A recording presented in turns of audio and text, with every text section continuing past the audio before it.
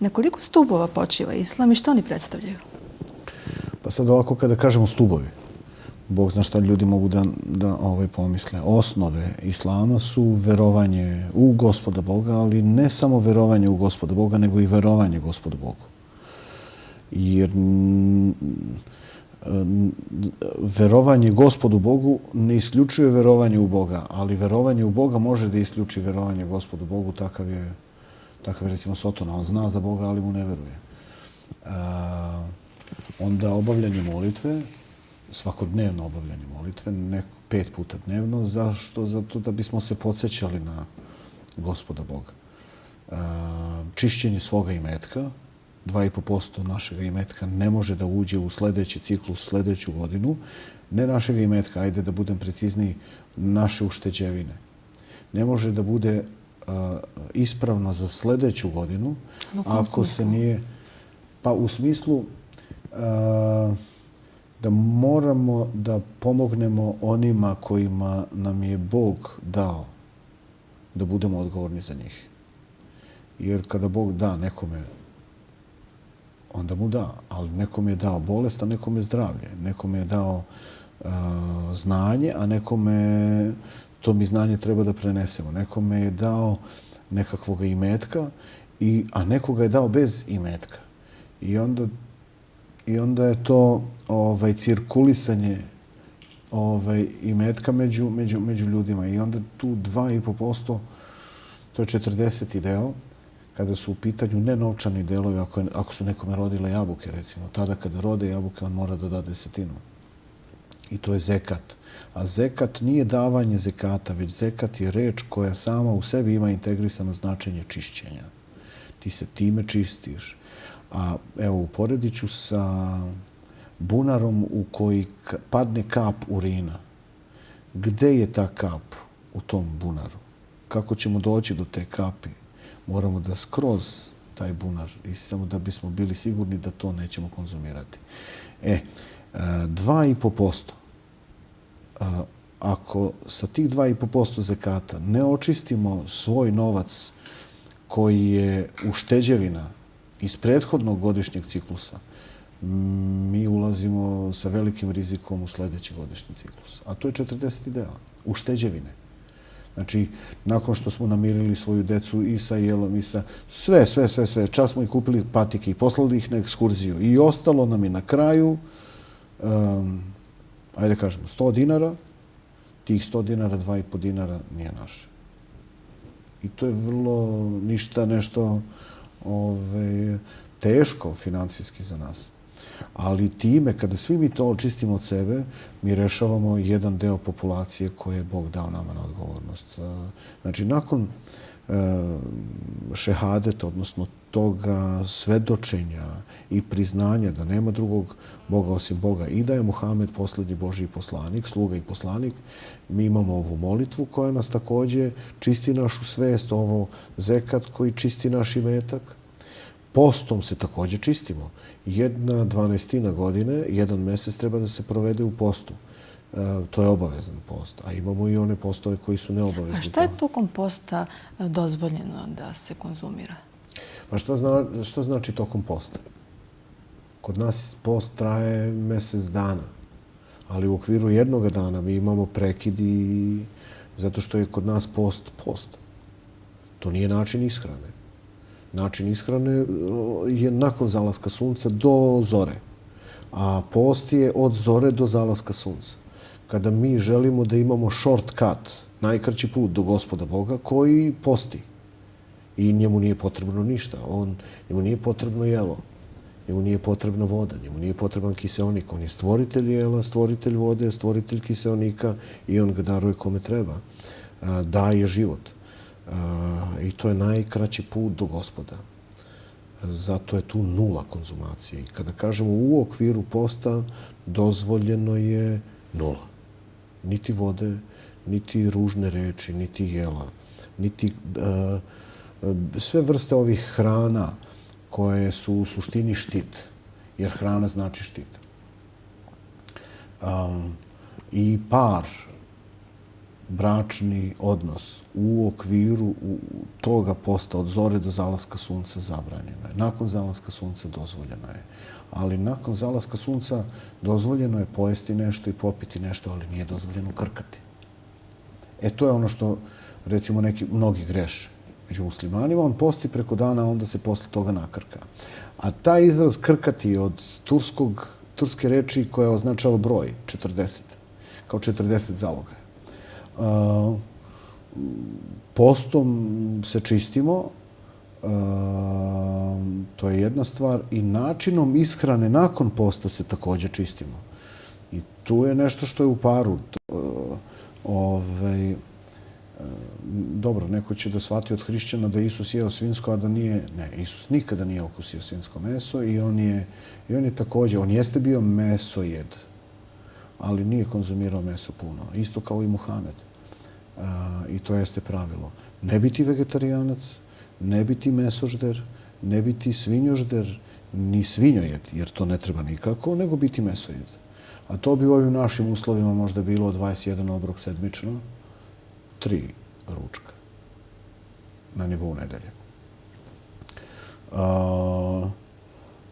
Šta imamo još? Imamo hodočastiti mesta u kojima se prvo svetkovao sveti Gospod Bog. Neću kazati sveta mesta, jer mesta nisu sveta. Samo je Gospod Bog svet, jer svet znači nepogrešivost. I kada je neko bez mane, nepogrešivi jesu i anđeli, ali je Bog bez mane jer nema početak i kraj, kao što ga anđeli imaju. Prema tome, samo je Gospod Bog sveti, nema svetaca među nebogovima, pa nema ni mesta koje su sveti. Ali ima mesta gde se Bog svetkuje, odnosno gde se spominje Božje ime i mesta koje se hodočaste, i to je ujedno i jedan čas iz vere i jedan čas iz istorije vere. Jer su to mesta kojima su hodili Božji poslanici, koji su bili Božji odavnici, koji su širili vest o Bogu, pa širili svest i produbljivali savest. To bi bilo to u nekakvoj redovnoj situaciji. Znači, svedočiti Boga, povezivati se molitvom, čistiti svoj imetak, postiti i hodočastiti sveta mesta. Međutim, pre imamo još svega u jedno. Meku ići. Da. Sveta, znači, ne sveta mesta, nego mesta gde se svetkuje Gospod Bog u Meki i okolini Meki. To je jedna visorovan Arefat gde su spušteni Adam i Eva, odnosno gde su se našli nakon onoga svoga rastanka. I to je jedan veliki skup. I ima još jedna stvar, to je nešto što ljudi ređe pominju ili ne znaju da treba da se pomene, a vrlo je potrebna i vrlo je dobra stvar, a to je džihad. I vrlo je izvikana stvar, jer kad kažete džihad, Bog zna šta ljudi pomisle, ali treba biti borac i treba biti u tom nekom duhu borbenosti da bi sve ovo se održalo, jedno kraj drugoga, kao niska u bisernoj ogrlici. A šta mislite, zašto je pogrešno interpretiran džihad? Zato što džihad znači trud, borba, ali ne znači rat.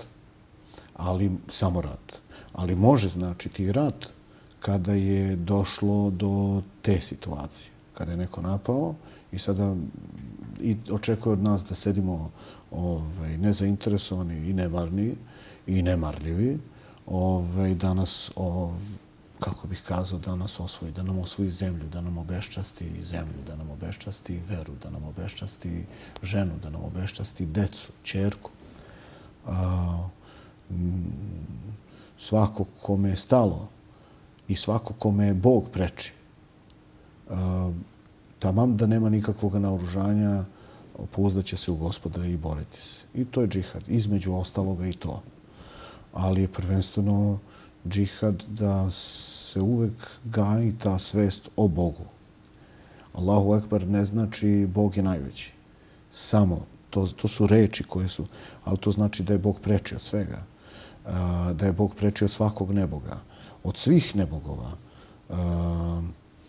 I to podrazumeva da smo kadri i voljni da se za Gospoda Boga žrtvujemo i kako smo god voljni da se za Gospoda Boga žrtvujemo, također i za svoju ćerku. Ima li išta časnije od toga i to je nešto što bismo mogli da nazovemo podvižništvo u vrlo ekstremnim situacijama. Tako da svojevremeno ja sam govorio to i hoću opet da pomenem da je džihad iz Čačka, borac iz Čačka. Mudžahid iz Čačka, borac iz Čačka. Trudbenik iz Beogradova firma, isto tako je mudžahid. Tako da list iz Beograda, borba, bi se zvao džihad. To je to i niko ne bi trebao da ima išta protiv borbe. U tom smislu gdje se mi trudimo da budemo i najbolji studenti, i što bolji radnici, i što savesniji ljudi i tako dalje. To je tih 6 postulata koji nisu 5 nego 6. Ovaj 6. je bitan da bi se sve ovo u ovih prethodnih 5 održalo na jedno mjesto. A koja je sličnost sa drugim religijama? Neću namjerno reći razlika. Koje su sličnosti? Pa i u toj reči razlika imate lik. I u sličnosti imate lik. Nema sličnosti između Isusove vere i Muhamedove vere. To je ista vera. Vera Gospodu Bogu. Muhamed jeste bio verujući Gospodu Bogu, a nije bio verujući sebi. On nije Muhamedan, on jeste Muhamed, ali nije Muhamedanac.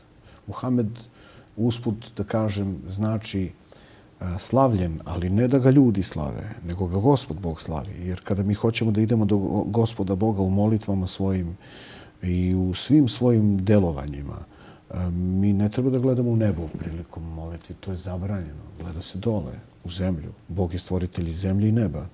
Gleda se dole. I kako se mi spuštamo Gospodu Bogu na tlo, on je zadužen za to da nas slavi, da nas hvali. Jer on je taj koji daje ocene, da tako kažem. Ali ljudi neki misle da je to sada hvaljen od ljudi. Ne. On je među ljudima najzahvalniji Gospodu Bogu. Najviše hvali Gospoda Boga. I najviše mu se klanja i njime sklanja. I taj put ka dole Bog vrednuje putem ka gore. U tome uopšte nema razlike između Isusa i Muhameda, i Mojsija i Avrama.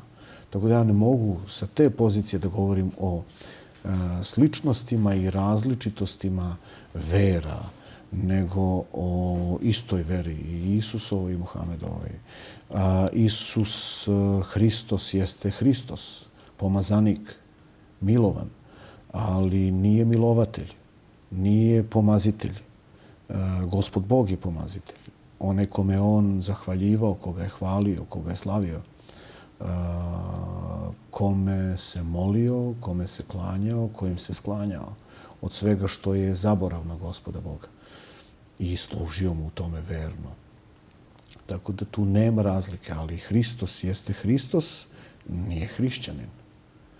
To znači da on ne slavi sebe, da on ne hvali sebe, da se on ne zahvaljuje sebi, nego da se on moli, zahvaljuje i slavi Gospoda Boga, kome se klanja i kojim se sklanja. On se nije klanjao sebi, niti se sklanjao sobom. Niti je imao svest o tome da je ni vest, ni svest o tome da je on jedno s Bogom. Jer ne može biti Bog i stvoritelj jedno sa stvorenjem. U isto vreme stvoritelj ne može biti stvorenje. I to je ista vera. Vera Mojsijeva, Avramova, Isusova, Muhamedova. 124.313 Božjih poslanika među ljudima koji su ljudi ili od Adama do Muhameda. Mislite li da se samo lokomotive na putu do Boga razlikuju po imenu? Da, zato što je Bog stvorio svet kroz vreme. I ja čak se ustručavam u posljednje vreme da kažem za svet da je svet. Jer to mi je bolje ona ruska mir. I onda svemir. Nego ovo svet, jer je samo Gospod Bog svet. I negde, hajde da nađemo neku lepšu reč, i ona je vrlo slovenska i ona je vrlo srpska, vaseljena. I ovo sve što je vaseljeno i što mislimo da nije naseljeno, naseljeno jeste rečju Gospodnjom koju je stvorio. Kojom je stvarao i sve što je stvoreno stvorio. Tako da sa te pozicije nema priče o različitim verama kada su u pitanju ti ljudi. Ali postoje neki ljudi koji će se pre nego Bogu pomoliti ljudima koje će nazvati svecima. A među ljudima svetih nema ih ni među anđelima, malo pre sam to kazao. Postoje ljudi koji će da obožavaju nebogove krave, nebogove pevače, igrače i tako dalje. Potrebno je Bogu zahvaljivati, Boga slaviti i to je već pomen. I to je već progresija da se taj vakum popuni istinom, a isprazni od neistine. A zašto je kod muslimana zelena boja dominantna? Nemuslimani imaju takav utisak. Pa mislim da katolici u Irskoj ne misle tako. Ali Bog nas je dao u taj ambijent prirode.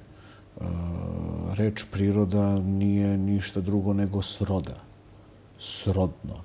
To nam je prirodno. Bože dragi, negde smo odmislili i odrodili tu reč od svoga konteksta, pa u jednom trenutku postala i božanstvo. Da neki ljudi kaže, verujem u prirodu. Ali Gospod Bog nas je stvorio i onda prirodne zakone je stvorio Gospod Bog.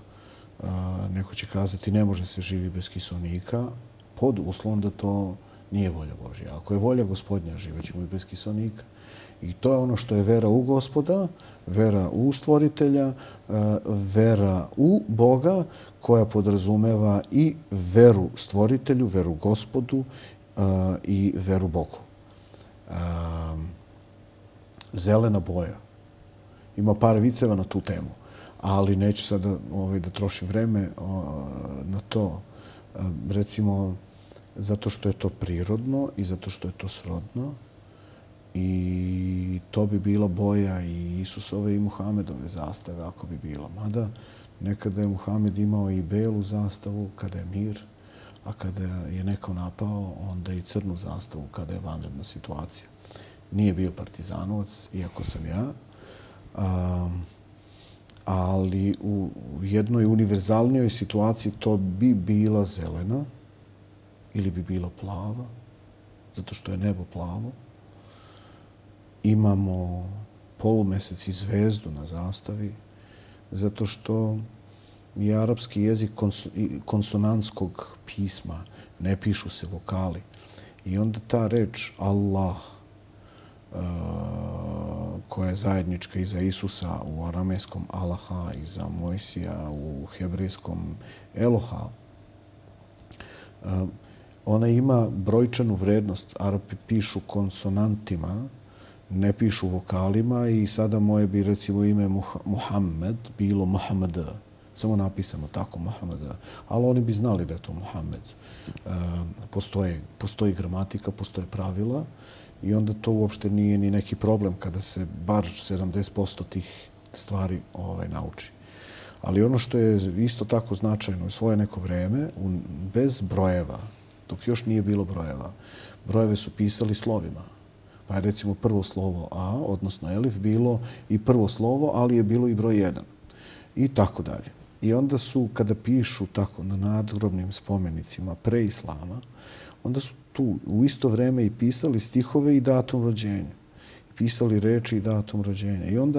I onda kada su domišljali šta da stave na zastavu, htjeli su da stave Allah, a onda, a šta ako zastava dođe kod neprijatelja? Svašta rade sa zastavom. I onda da to ne bude sada baš to, tražili su reč koja ima, čiji skup slova ima istu brojčanu vrednost kao i reč Allah.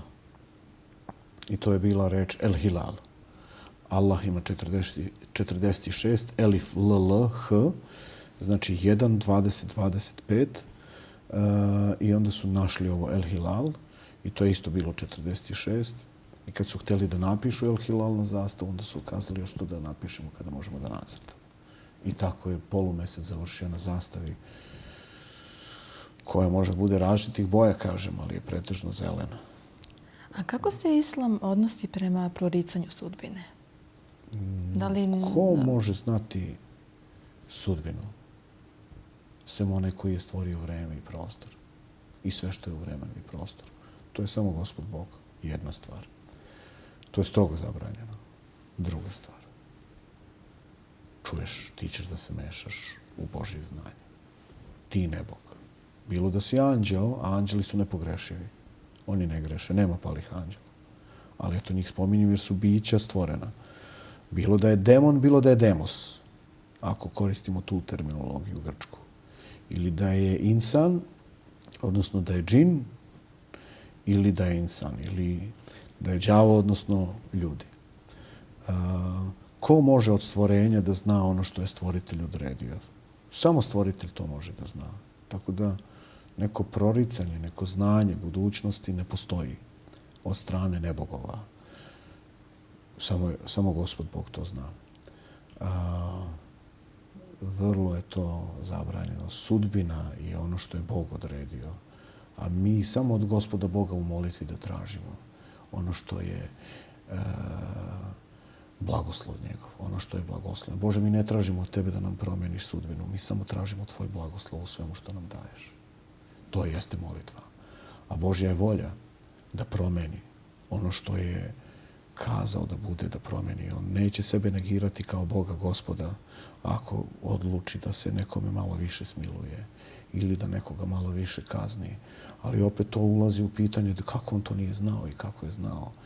Mi znamo i verujemo da je Gospod Bog svemogući i znamo i verujemo da je sveznajući i znamo i verujemo da on kao sveznajući zna kakav je naš kraj, da li je krah ili je raj. I znamo i verujemo da može da nam oprosti i da nas nagradi zbog toga što je on i sveznajući i svemogući. On je stvoritelj, a mi smo stvorenje. I kada stvorenje može da napravi programiranog robota i da kaže evo sad će da podigne ruku i da podigne ruku u 1961. godini, što je bilo čudno, danas u 2013. uopšte nije čudno, čuješ kakve gluposti pričaš. Ali tada u nekoj tamo godini 20. veka, sredinom 20. veka, to bi bilo čudno. I taj bi čovjek bio Bog zna kakav, i mađioničar, i Bog zna šta. Ili da se čujemo preko telefonske žice, pa sada i nežice. I Bog zna sve ove neke stvari koji su krajnje obične našoj deci, kako su bile neobične našim dedovima, kako su bile nezamislive našim dedovima.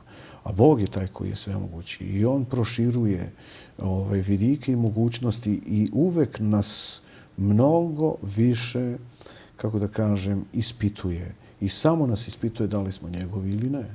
Da li ćemo ga priznati ili ne. Postoje neki ljudi kojima je Bog dao sve, ali neće da mu priznaju da je on Gospod, a da su oni samo sluge. Mi nećemo da budemo tih i zato smo tu takvi sada. Prema tome, da, Bog jeste odredio sve, sudbina, verujemo u sudbinu, proricanje, niko ne može da prorekne to. Pa i ja mogu da napišem pesmu i da je objavim u knjizi i da za 20 godina da kažem ljudi, i ja sam ovako mislio pre 20 godina. Taj stih glasi ovako. Jeste ta knjiga izdata, ali ja sam autor.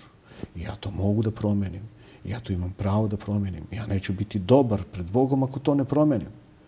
Znači, mi evoluiramo, mi se menjamo. Jedino je Gospod Bog, zaista, nepromenjiv, sveznajući, svemogući. Ne bismo mi mogli biti ni ovakvi kakvi smo ljudi. Poprilično, ne baš onako vrh, ali poprilično savršeni. Možemo da idemo levo, desno i da imamo stvarno dojam da idemo levo, desno i da sami biramo. Ali nam je Bog dao i levo i desno i nas i taj otkucaj srca. I ništa drugo, ni sa kakvim drugim ciljem, nego da imamo znak, da dođemo do tog znanja, da kažem negde zakopanog i da samo tim znakom i tim znanjem dođemo do priznanja. Slava tebi, Gospode. Velika fama vlada oko hođenih zapisa. Koja je prava istina? Šta su oni? Šta oni predstavljaju? Pa kad je neko debeo i dođe ovde kod mene, ja mu kažem, evo ti zapis, debeli, nemoj da jedeš. Gde će on da stavi taj zapis?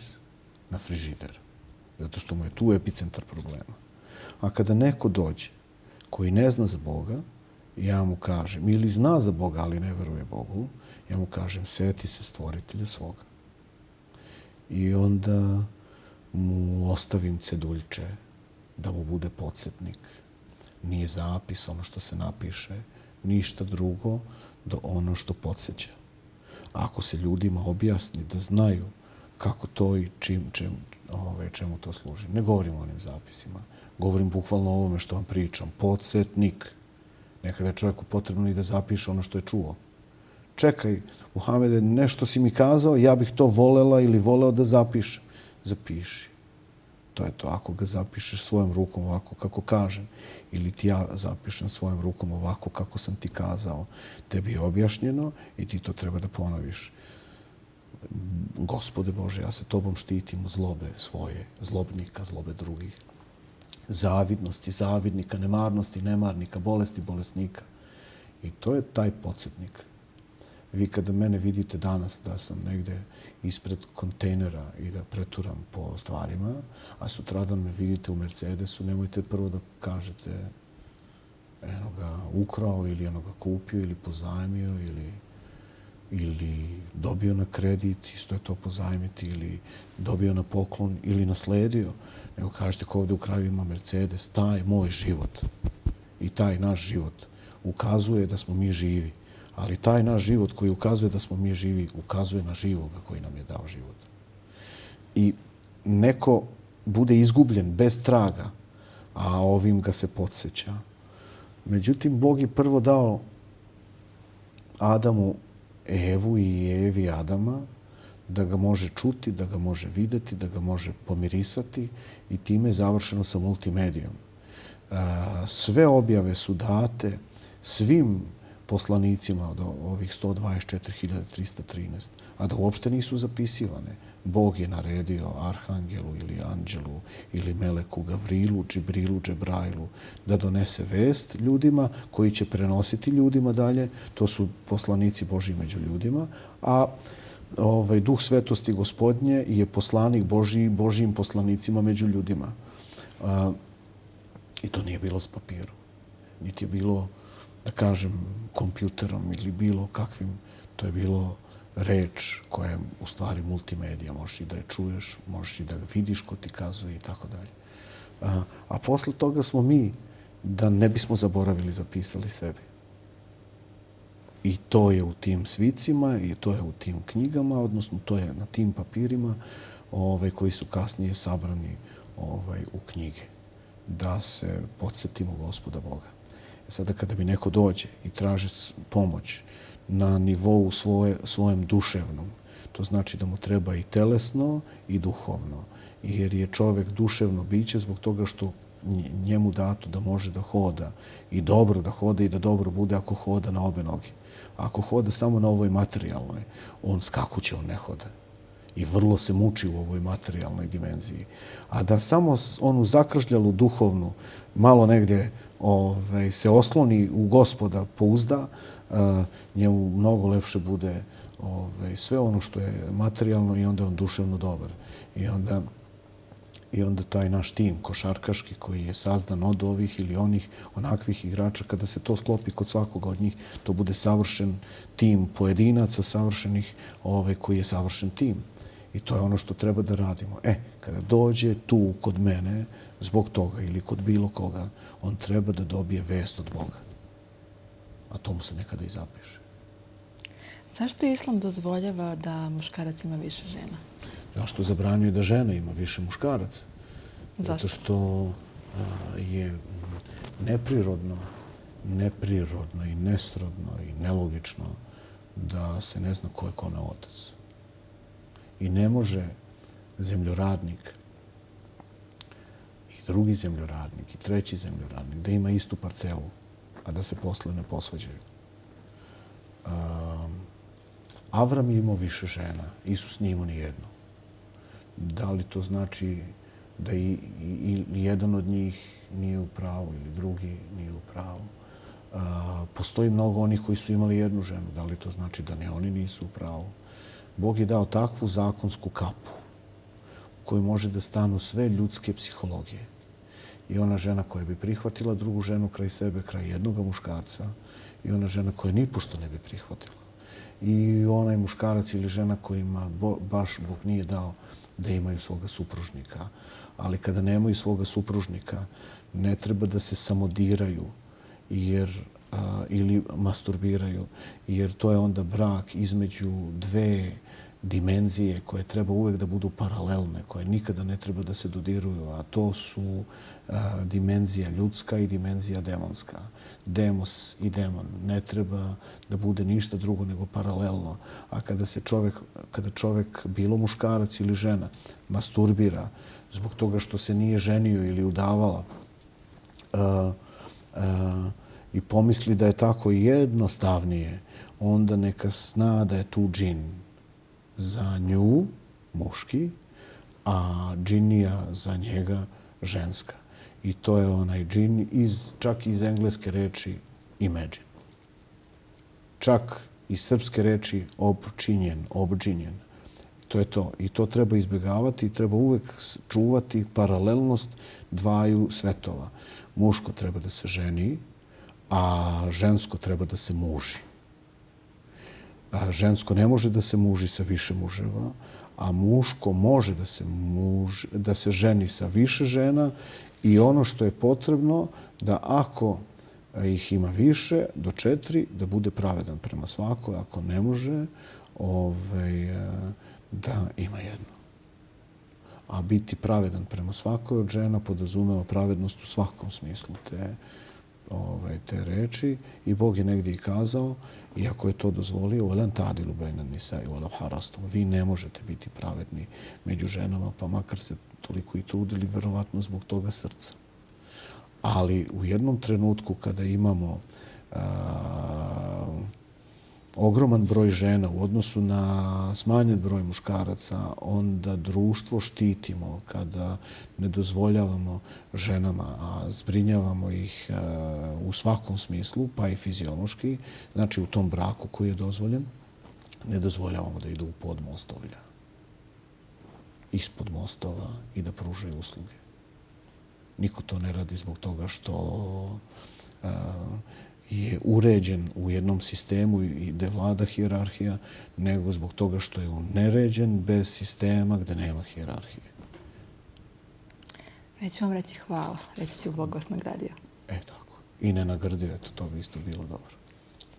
Bog da vas nagradi.